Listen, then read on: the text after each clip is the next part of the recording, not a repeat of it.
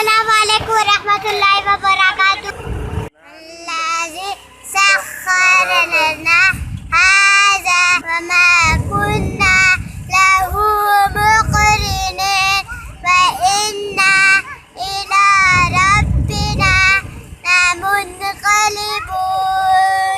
हम ईद की शॉपिंग करने जा रहे हैं। हम अभी इजरा से गाड़ी और ये सब ले रहे हैं, अपने दोस्तों के लिए ले रहे हैं और रखमा भी अपने दोस्तों के लिए ले रहे हैं। ये कोरोना वायरस की वजह से सारे दुकानें बंद हैं।